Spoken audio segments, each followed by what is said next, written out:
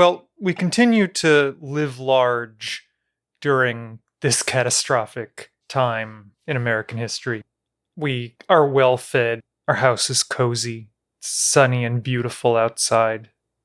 You recently ate the biggest banana I've actually ever seen. Yeah, that's right. They claim it's organic. Yeah, I found it pretty hard to believe when I saw that, but... Here's what I expect out of an organic banana. Discolored spots all over it, smaller than average, off taste. My experience is that they're literally no different at all. Typically. This banana was 10. Well, I was going to give a hyperbolic number, but I know it to be 10 inches in length because I measured it with a yardstick. I wasn't convinced a regular ruler would cut it. Just barely. But impressive. It's city business. It's city business. Where are we at? Sunday? Is it Sunday? It's Sunday. It's the Lord's Day. It is the, I guess, last week of April. It has been warm and nice here for seemingly months at this point. I continue to periodically, I'll check in on Instagram or Twitter or something and see people in like full parkas all over the country. It's just been beautiful here for months, maybe. I think since the last time we recorded, it's rained a bunch even more. That's true. In the last episode, we noted that it had rained a little bit and all the plants immediately shot up. What has happened in the last couple weeks in the garden? Then let us cultivate our garden. It's the only way to make life endurable.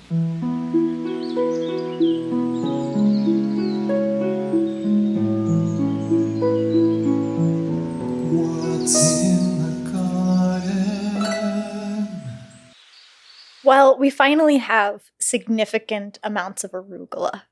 So we've reached the point where we can have not just a sort of garnish, but a real salad if we want to. Now, this arugula looks like no arugula I've personally experienced.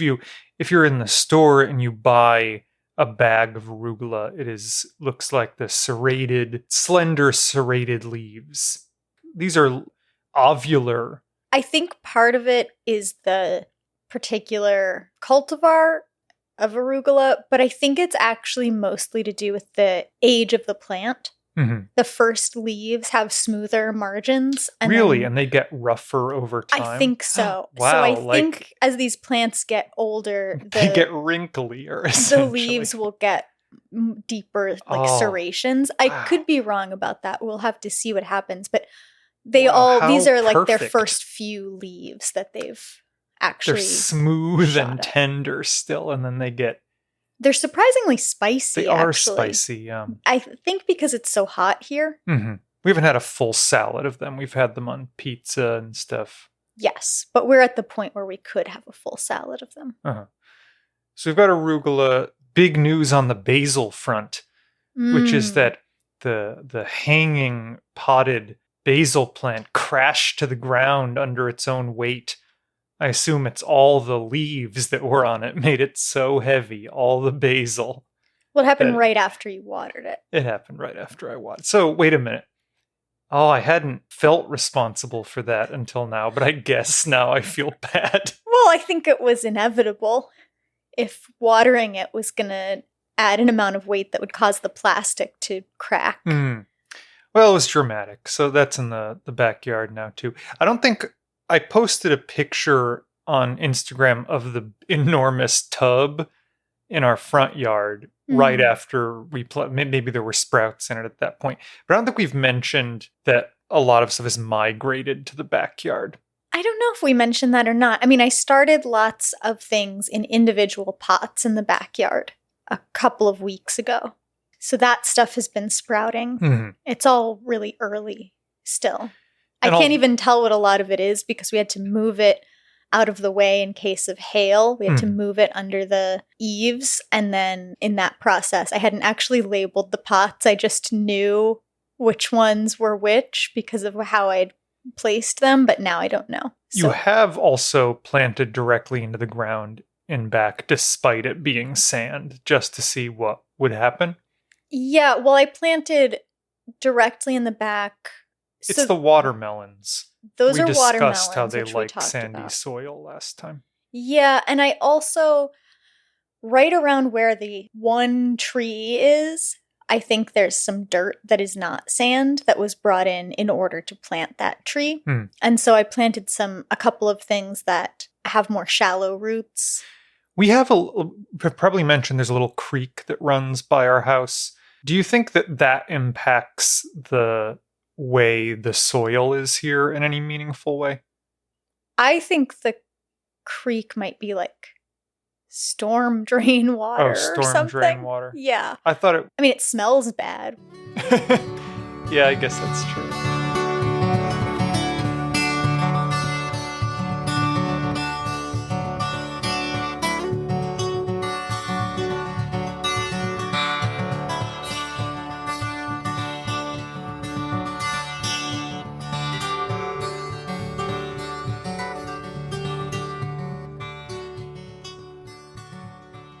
Are there any botanical gardens around here? Back in our previous state, which I won't say the name of. I won't say the name of the state. I think people know the name of the state. There's a beautiful botanical garden in Chapel Hill. And, of course, Duke Gardens. I wonder if there's anything nice to look at around here. Well, if you search for botanical gardens in the area, it directs you to the gator farm. I did ask the question recently, do you think a gator could be in the creek next to our house? And I said in the sense that anything is possible, then yes. But it's not my primary concern. I've been startled by wildlife in the backyard before, including lizards and a raccoon. Well, there are lizards everywhere. Do you think if a raccoon lives back there that implies a gator does not? Because the gator would probably eat the raccoon if it had the opportunity.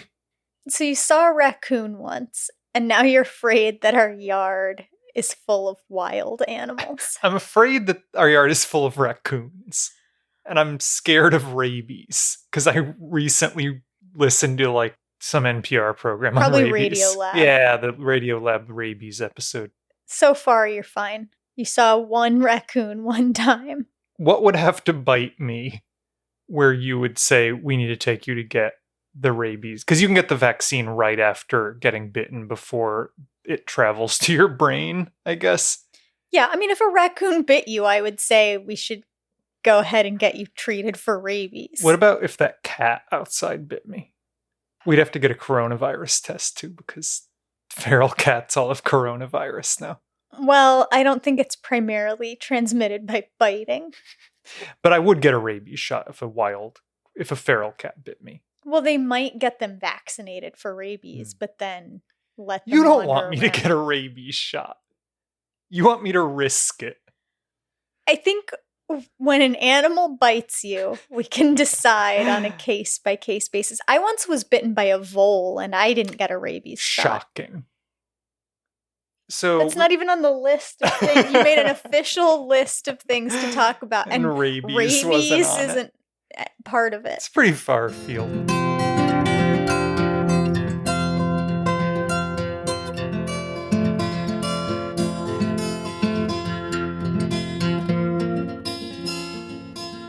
So the catalog we thought we would talk about today is a little bit of a departure in that it's not a seed catalog per se. It is a catalog for a nursery that will send you, what do I want to say?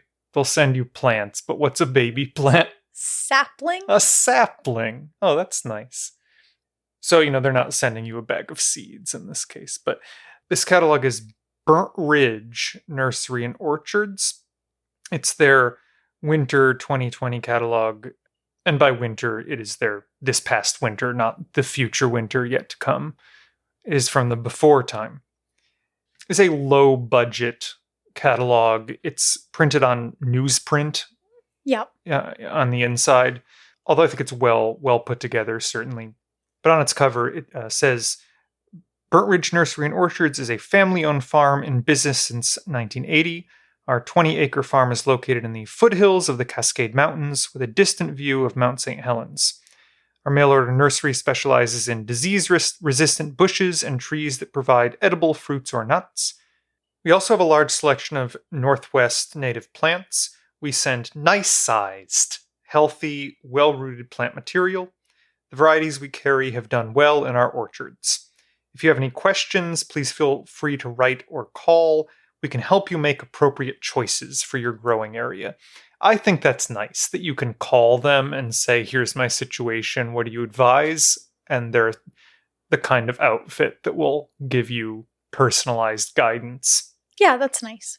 And you were interested in this catalog because not all, but some of the descriptions in it are more substantial than what we've been reading recently. Yeah, it looks like they've spent some time writing up a lot of details about some of the plants that they carry. Mm-hmm. I assume that they serve a lot of permaculture enthusiasts. Sure. It seems like that's the kind of stuff they're selling. Mm-hmm. Yeah, when we fantasize about, well, if we own a property someday and we can make long-term gardening choices, what we default to talking about a lot of the time is fruit trees. You know, we're not fantasizing about the carrots we're going to grow someday. We're fantasizing about having a ever-producing pear tree or something like that. Wow, ever producing. And of course, it makes sense to buy saplings for trees instead of seeds, because do you want to wait your whole lifetime to get a pear? I mean, I think getting a sapling saves you a couple of years, maybe. Well, I don't know how many years we've got. But yeah, I mean, you don't grow this stuff from seeds. It's not worth it. Sure. So we thought we'd read some of these. I was thinking about starting with figs, because I think some of them have very good names that you'll like. I'm going to hand you this because you have not seen these fig tree names yet. I'm interested in your authentic reaction to them. Okay. I mean, a lot of them are pretty wild. Yeah, they're great. Do you want me to first read the names of the varieties? Yeah, read the names of the varieties, and then we'll pick a few to read. Okay. Fig trees. All varieties are self-fruitful, like sun, and can be grown as a container plant, tree, or multi-stemmed shrub. Desert King, English brown turkey. What the hell? First of all, Desert King sounds like a acting role that The Rock would play. Yeah. Grantham's Royal, Hardy Chicago, Italian Honey, Madeline of Two Seasons, aka Dan's favorite. Madeline of Two Seasons sounds like, I don't know, Anne of Green Gables or something. That's a turn of phrase that you would hear on Downton Abbey. And then its alternative name is Dan's favorite. Olympian, Panache Striped Tiger, Pastilliere, Violetta, and Violette de Bordeaux. I don't know more about Dan's favorite. Okay, well... It's not Dan's choice. It's Dan's No, it's his favorite. Okay. This large, red-fleshed purple fig is very flavorful and ripens a good crop in western Washington in early August. In a warm location, a second crop can be produced in the fall. That's why it's of two seasons. I see. We're zone 9A or something, you said. What are these? We can grow all these fig trees here. Figs, they recommend zones 7 to 10. Yeah, for sure.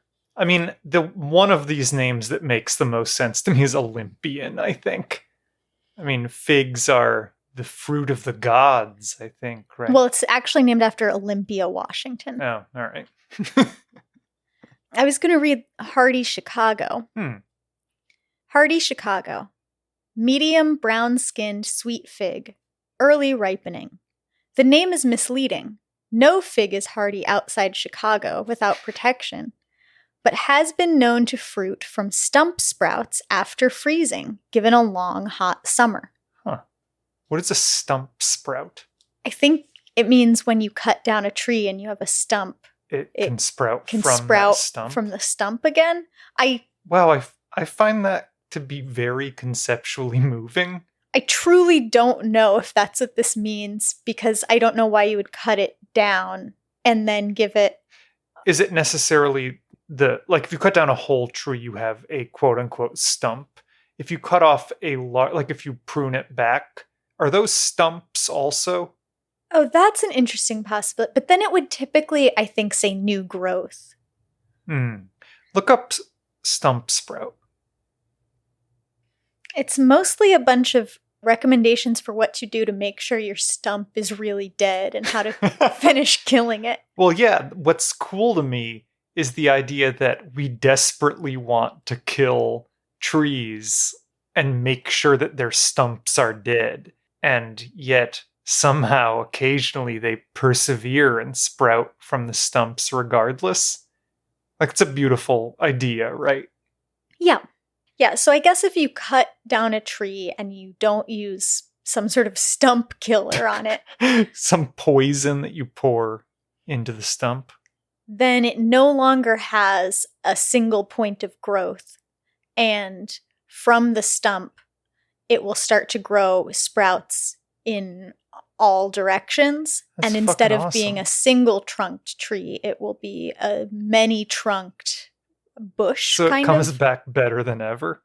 Yeah, well, this is like definitely a developmental biology thing, because plants have this like guided... This is why if you pinch off the tips of your basil sprouts, then they leaf out.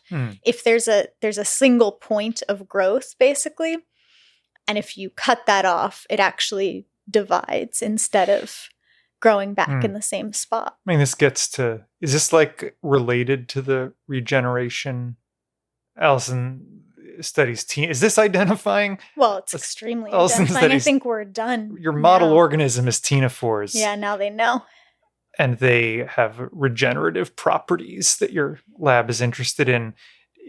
When plants do this, is that regeneration? I think that's a great question. I mean, I would sort of argue that plants are really special from a development perspective because they're always growing. They never finish developing. They always have a ton of stem cells going.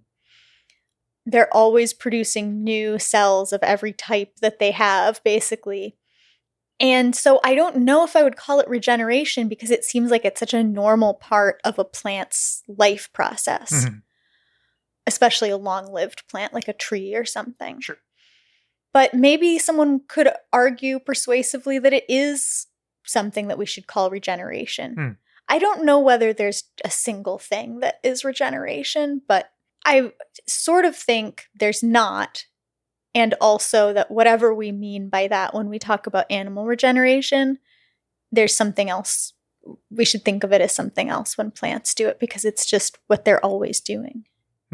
To bring it back home, I really like the idea that if you try to kill a tree, it says, fuck you, and then grows a ton of trees out of its stump, potentially.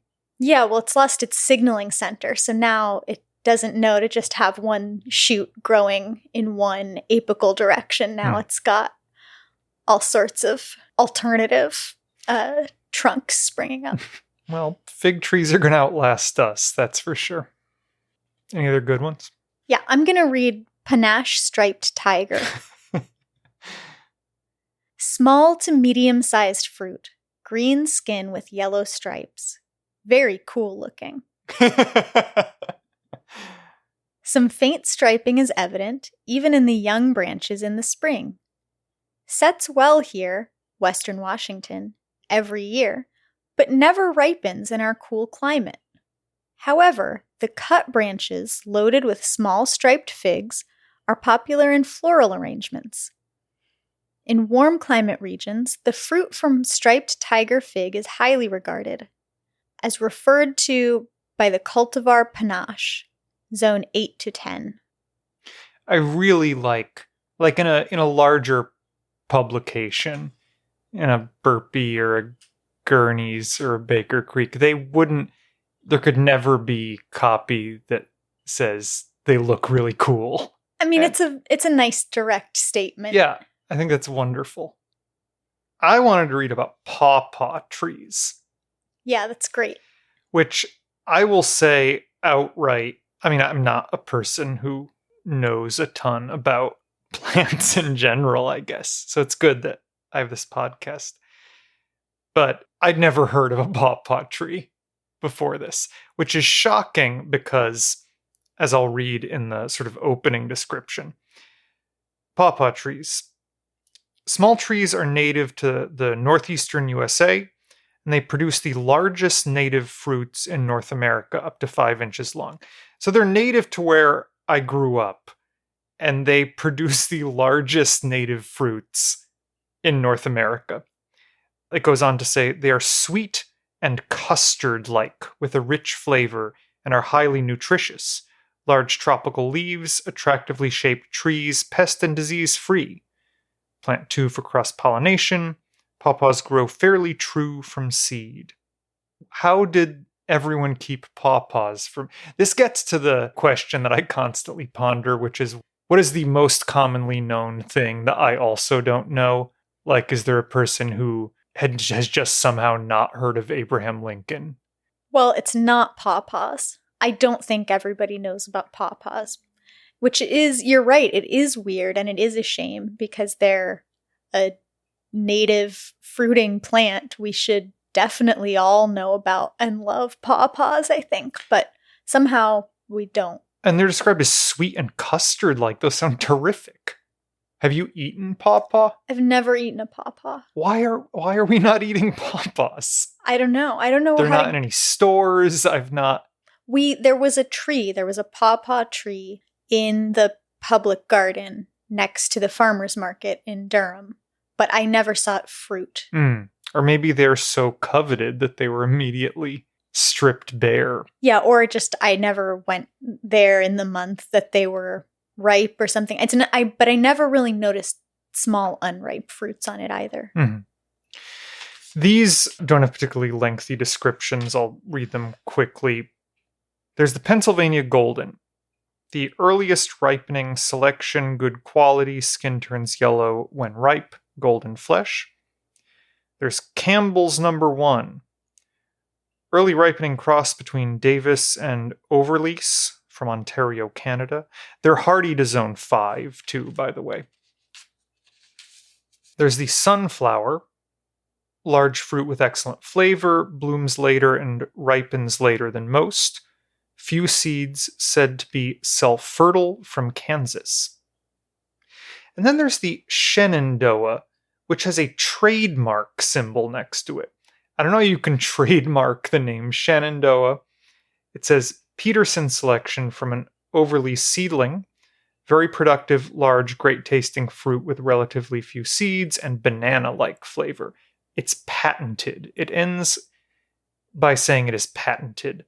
What does it mean to patent a plant? And why aren't these other oddly named, very specific plants trademarked? Why is this the first thing I've ever seen with a trademark sign next to it?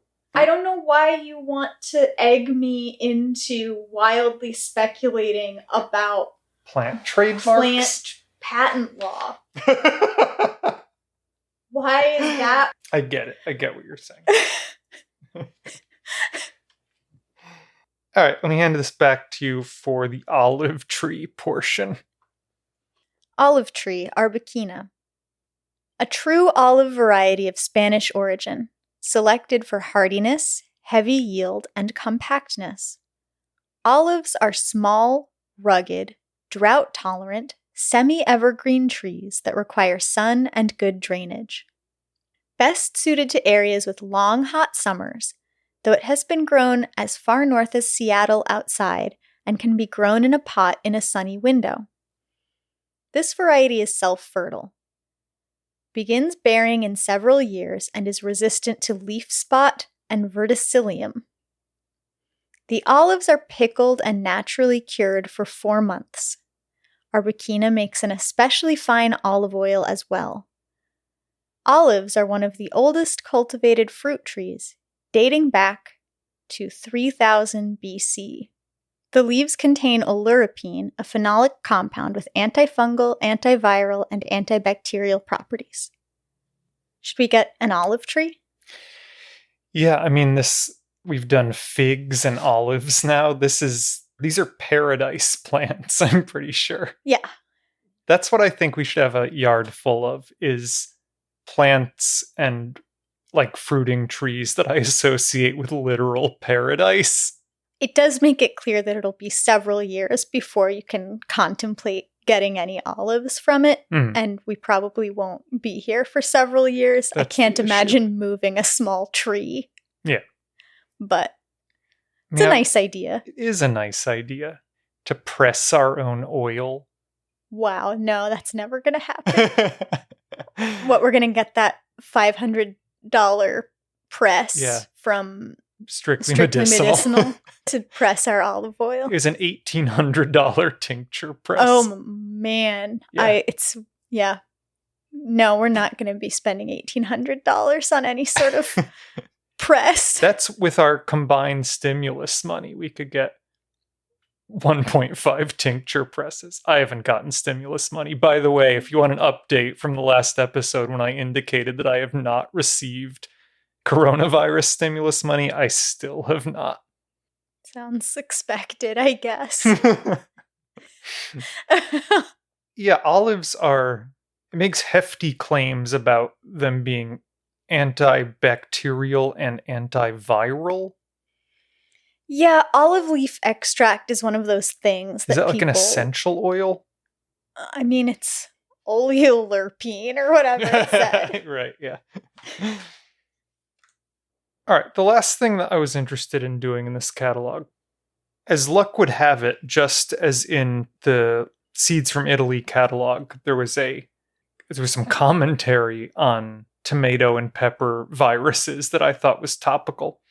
There is, in this fairly sparse catalog, I would characterize it as a one sort of editorial segment that I thought was also topical, because I've seen a lot of dialogue recently about the idea of planting a quarantine garden, or people who are gardening maybe for the first time now.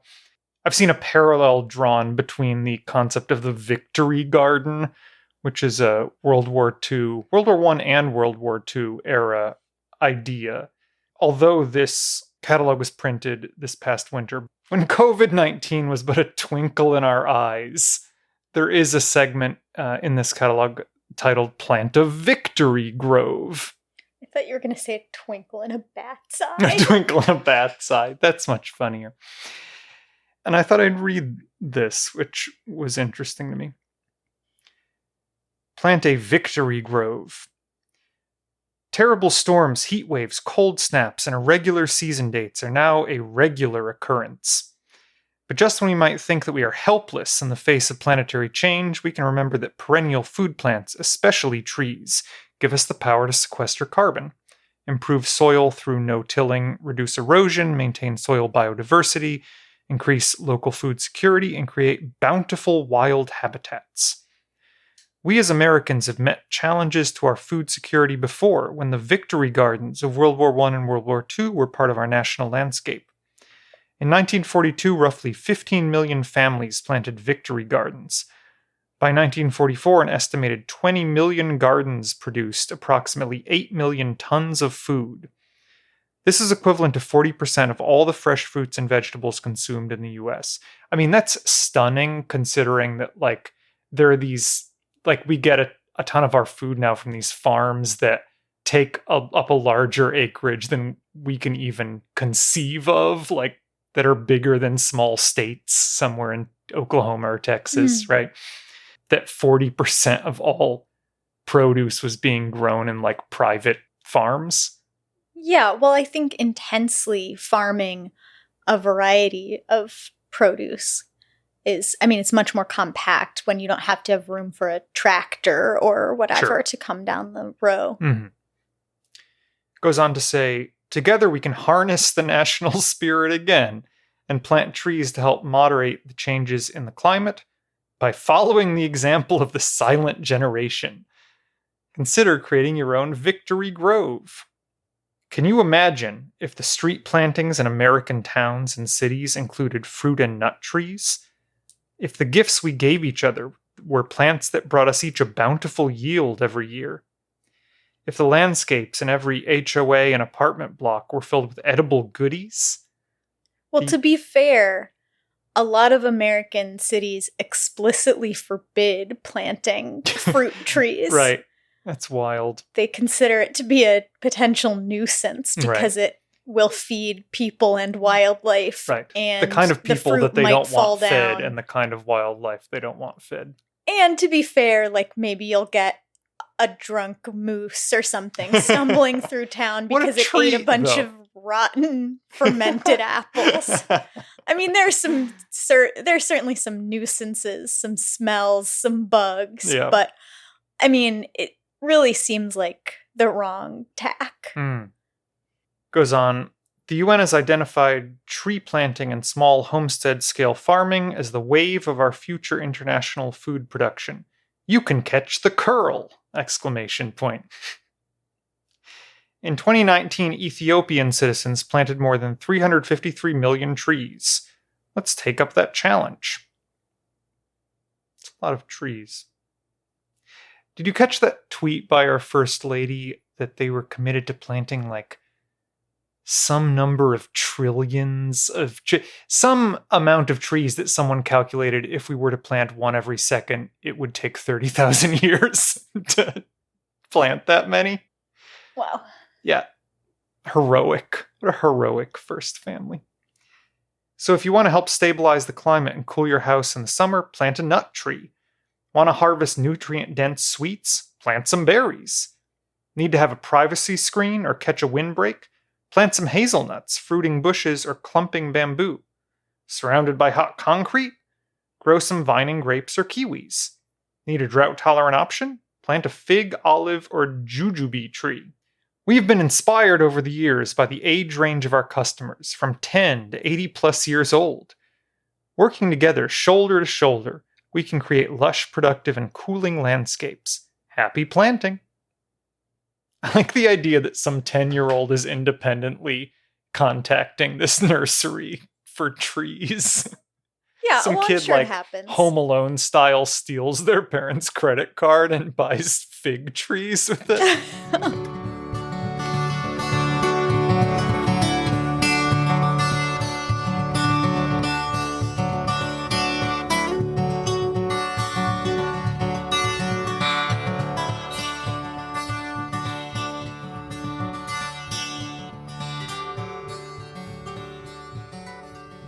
This gets us to, as people are doing this, there's this renewed interest in gardening, to growing your own food, because people are afraid of not getting it in a grocery store, like toilet paper or something. The question of what does it actually make sense to grow, what is reasonable to grow for yourself, and what is like not worth the money, not worth the effort. Yeah, well, I've thought about this over the years for myself because gardening is a fun hobby. It's certainly not cost effective. I think I've always spent more money on seeds than I probably would have spent on the produce for most things. But there are a couple of exceptions that I think are a great return on investment.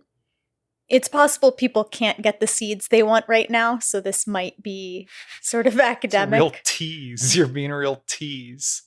But I think the thing it makes the most sense to grow is leafy greens that you eat fresh. Mm-hmm.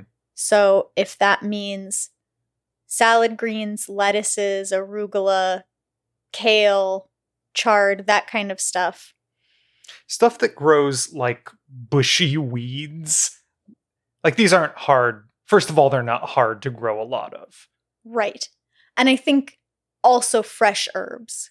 Any herb that you really like, is worth growing yourself, especially because if you buy basil once a week in the summertime, that's really going to add up, and it often comes in some kind of plastic packaging. A little plastic container of basil could cost you $4 in the store or something, and that's like one meal's worth of basil.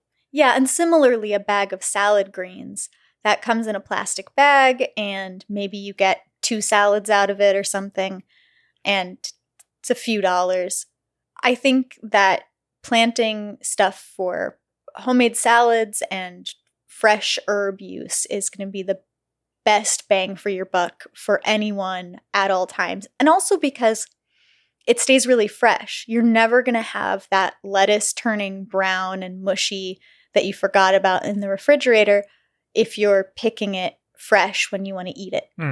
It doesn't have time to go bad. And so cut and come again lettuces, basil, arugula, I think those are the biggest money savers in my own garden. A lot and maybe of they aren't particularly caloric, but they are like micronutrient rich. They're micronutrient rich. They're not going to be the cornerstone of your diet or anything necessarily, though arugula is quite nutritious and actually even has some fat content. Really? Yeah. I think in terms of saving on the grocery bill, those are near the top of my list. A lot of people like to grow summer squashes because they're fairly easy to grow and they are prolific producers. I think that's fine, but you've got to be honest with yourself about how much you really like zucchini. Yeah, I mean, you could sit down and have a salad every night, like as part of your dinner, but you're not going to eat yellow squash every night. It's out of the question. If people actually liked zucchini and yellow squash that much, they wouldn't constantly be giving it away. Yeah, that's a good point. And trying to come up with ways to make it better, like zucchini bread or whatever. My grandfather, we didn't have periodically we grew vegetables, but my grandfather who lived in town with us had beds. Like he grew a garden in a fairly serious way. And it was just all summer. We were just bombarded with, we ate squash constantly. It was so wet and awful. The way we would eat it. I'm sorry, Mom, if you're listening to this, but we would just, we would cut it up and boil it. And then eat the boiled, it's so wet. Mushy and wet is my memory. The other thing that I think makes sense to grow is cherry tomatoes. If you have the space, which if you can even plant a pot or two, you can grow a compact cherry tomato. Those are often really worth it. They tend to produce heavily. In my experience, I've always had great luck with cherry tomatoes. Pretty much any variety I've tried, they've given me tons of tomatoes for over a long period of time. If you're growing big tomatoes, you're really putting all your eggs in very few baskets, right? Like if they get fucked up, then you're out a serious amount of merchandise. Whereas if a squirrel steals a cherry tomato, whatever. Right. A brief window where it's too rainy or something like that, and you've got split tomatoes or blossom end rot, you can lose a lot of your big tomatoes, or a squirrel comes along and takes a bite out of each tomato or something. You're just, I think, a lot better off always going with the cherry tomatoes. It's going to be a reliable harvest. You can have cherry tomatoes every day for a big chunk of the summer. And again, it saves on those little plastic clamshell packages of cherry tomatoes. Do you have thoughts on what things are particularly inefficient to grow? So last week we mentioned watermelons actually being one of those things, in that they take up a lot of room, they can be tricky to grow, and they aren't expensive to get in a store. But I'm wondering if you have thoughts on other things that people, we just said, I guess, squash being a thing, but. Yeah, I think that obviously if there's a reason you want to grow a particular variety of something, then you should grow it. Sure. Trying something that you couldn't get in a store otherwise is always a good reason, or just because you want to give it a try, that's a fine reason. Personally, I've never really put much effort into growing things like carrots or onions because those tend to be really cheap in the store and they take kind of a long time to grow. So they're going to take up a lot of valuable garden real estate. If you don't have a big garden, you have to think about how many heads of lettuce or whatever are you giving up in order to plant enough carrots to have carrots one time. Right. And especially if carrots or onions or whatever are $1 a pound or something like that, it's hard to justify growing them yourself unless there's a particular reason why you would like to do that. Yeah. I mean, these are all questions of space and scale, I guess, why it makes sense for larger operations to grow certain things versus smaller operations. These are all financial concerns. Do you have ideas about what makes sense to grow, like in terms of caloric efficiency? If I thought I needed to plant a garden to really feed myself, I guess it would depend on the climate a little bit, but I guess I would focus on a staple crop like a potato or a sweet potato or something like that that's starchy. Probably the real answer is you would grow what you would want to feed the chickens that are making eggs for you. Well, chickens will eat almost anything, I guess. So maybe that's a use for the zucchini. Well, there you have it. Plant your own victory garden during this trying time. If I die of COVID-19, use my body to fertilize our victory garden. Can you promise me that? No, they won't let me do that. Compost me.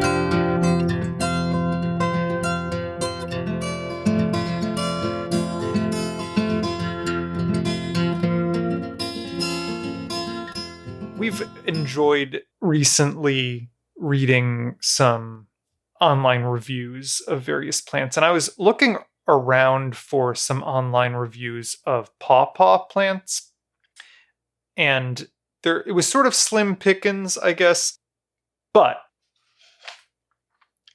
I did come across a thread on pawpaws that I was interested in sharing. So this isn't a review as much as it is some online dialogue about pawpaws. It's from the site Chowhound. You familiar with this? Yeah. What is your experience with Chowhound? Well, you know how I like to make pudding. Yes. My pudding recipe is from Chowhound. Oh, wow. Well, it's been delicious. Mostly butterscotch. Butterscotch, vanilla. Yeah. Okay, well that makes this site reputable and credible to me. This is a forum post on Chowhound from General Discussion. It's posted by a person with the screen name Full Tummy. And they write, I've recently purchased a couple of pawpaw trees. Now, to be clear, we aren't talking papaya here. But the pawpaw that grows and produces fruit all the way up here in Toronto, I understand the seeds are poisonous, but I'm trying to find out how scared I need to be about accidentally ingesting one. Does anyone know? So the premise of the thread, and I will draw your attention to the immediate clarification that they are not talking about papayas, because 2/3 of the responses to this are as though they thought that this person was talking about papayas. Joe Blow responds. Joe Blow responds, not poisonous, just toxic, winky emoticon. Piccola responds, as much as I hate to show my ignorance, I have to ask, what's the difference between papaya and pawpaw? Joe Blow butts back in to link to the wiki page, the Wikipedia page for pawpaws, at which point Full Tummy, the original poster, responds, Joe Blow, you are full of answers. The two answers that Joe Blow has given so far are that the seeds are not poisonous, just toxic, winky emoticon, and then a link to the Wikipedia page for pawpaw. Not poisonous, just toxic with a winky emoticon is very funny. Yeah, I agree. Just being a little coy about it. But Full Tummy responds, Joe Blow, you were full of answers. Thank you. However, I am still left wondering, am I gonna die if I ingest them?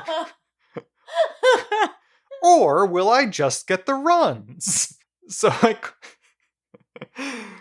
I called the nursery where I bought the trees, and they couldn't tell me either. They did, however, reassure me that it's not easy to swallow the seeds. Given that, I'm not quite so scared anymore, but if anyone has a definitive answer, I'd still like to know. Shallots responds, not a definitive answer, but I can tell you that pawpaw seeds pass through a deer without any visible changes. Rice Pad then chimes in. So this is what pretty little Susie of nursery rhyme fame picks up and puts in her pockets way down yonder? ? Are you familiar with this nursery rhyme? No, did you look it up? No, I haven't, but we probably should. The nursery rhyme where, quote, pretty little Susie puts pawpaw seeds in her pockets, quote, way down yonder?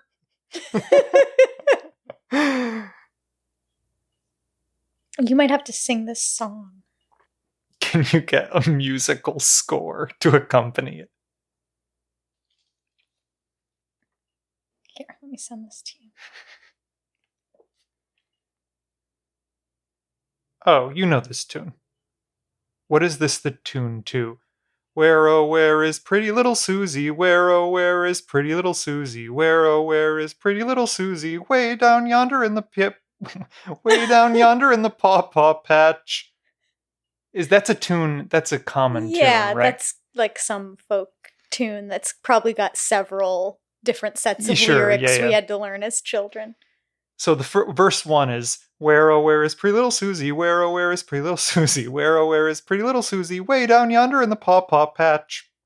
Verse 2, come on, boys, let's go and find her. Come on, boys, let's go and find her. Come on, boys, let's go and find her. Way down yonder in the pawpaw patch. And then verse 3 is truly a tongue twister, which is picking up pawpaws, put them in your pocket. Picking up pawpaws, put them in your pocket. Picking up pawpaws, putting up... Good thing we got these pop filters on the microphones now. Picking up pawpaws, put them in your pocket. Way down yonder in the pawpaw patch. Okay. So Rice Pad knows what they're talking about. Will Owen, which is an identifying name compared to these other screen names, says, my grandpa... Unlike Joe Blow. Joe Blow. Will Owen says, my grandpa had a pawpaw tree. He and my dad and I loved them, though my grandma thought they were, quote, hillbilly food and wouldn't allow them in the house. Carolyn Humberg says, I just spent most of the morning trying to make pawpaw muffins from a recipe. It was difficult to get the pulp separated from the skin and seeds. After eating a couple, my stomach doesn't feel so good. Hope I'm not allergic to pawpaws. Don't think I will try eating pawpaws again. And then there are a number of people who, it seems as though upon reading this thread, were like, you know what I gotta do is eat some of these.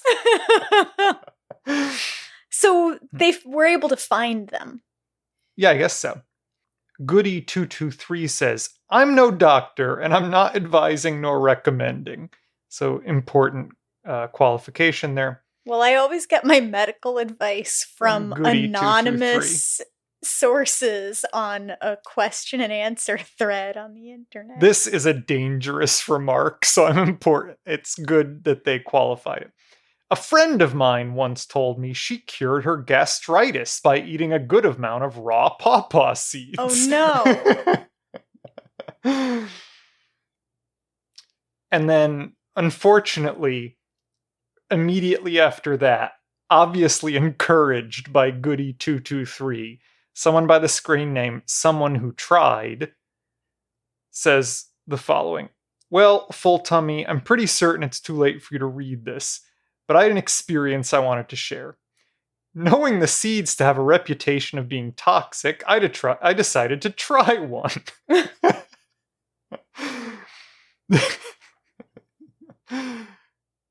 I mean, it's really a microcosm of the internet where someone says, I hear that this thing's dangerous. And then a bunch of people are like, well, I decided to do this thing. I heard that injecting Lysol might be good for you. Yeah, where'd you hear that? I don't know, but I guess I should just do it blindly. Anyway, someone who tried says, knowing the seeds to have a reputation of being toxic, I decided to try one. First, it won't kill you unless you happen to be in very poor health. Secondly, it will make you regret trying it. No. The seed peels remarkably like a fresh chestnut. The meat of the seed is sort of in segments inside the hull. It has a nice nutty flavor. However, the brown fuzzy skin inside the seed hull separates these segments of nut meat, and it's nearly impossible to separate all of it. It went down just fine. I did this a little after lunch. By bedtime, I just didn't feel great, but not bad enough that I could put my finger on it. Sometime in the night, my stomach hurt. By the next morning, I was friends with the porcelain throne. But by lunch the next day, I was fine. Although he thought it was too late for Full Tummy did return to the thread to say that he has since eaten one. But is fine. The thread concludes with an extremely long description of the experience of eating papaya seeds. And then SR44 responding in all caps, "We are not talking about papaya!" That's the end of the thread. Wow. So anyway, I guess pawpaw seeds they'll make you throw up a bunch. Yeah, I mean, it seems like that's true. But who can be sure until they've themselves? Yeah, I mean, I eaten the feel like I've seeds? probably got to try now. I can't know. The only way to know anything, who can trust an expert or someone else's experience? You got to do it yourself to be sure. There's only one way to find out. Yeah. All right, well, I'm no doctor either, but I medically advise anyone listening to this to consume a pawpaw seed as a likely curative for the coronavirus. No. You can't even put that in here. You can't even say that. No, not we'll see. Do you think anyone has tried to inject a pawpaw seed into themselves? Wow. I don't know. It's sort of, do you know how they would advertise on those? There was like the infomercial for the solid food injector when you wanted to like inject garlic into your chicken or something. It was always seemed so gross. Yeah. But I guess you could use... What was that? I don't know. But it's like you put like herbs and garlic in it and then you'd stick it into the flesh of a chicken and you'd shoot it in there. I guess you could put a pawpaw seed in one of those. Gross. Yeah, it's really gross. Don't eat pawpaw seeds, or apparently unripe pawpaws or pawpaw bark or twigs. Only the ripe fruit. Don't and eat papaya just the seeds fruit. either. Who can be sure? I can't urge anyone to eat anything, actually, come to think of it. Legally, our position is that you shouldn't eat anything. Wow. Yeah, I think that covers us. Okay. All right. Well, we're on Twitter at CD Business, on Instagram at CD Business Pod. If you want to email us, we're at cdbusinesspod@gmail.com. Rate us poorly and review us poorly on iTunes. Oh, I guess our sign off directly our contradicts what we just said, that we can't advise you to eat anything. Eat your vegetables. We're all just doing the best we can. Speak for yourself. It's CD business. It's CD business. Boring talk about seeds, CD talk between paws.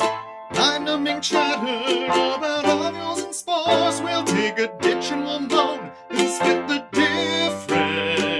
difference. It's seedy business.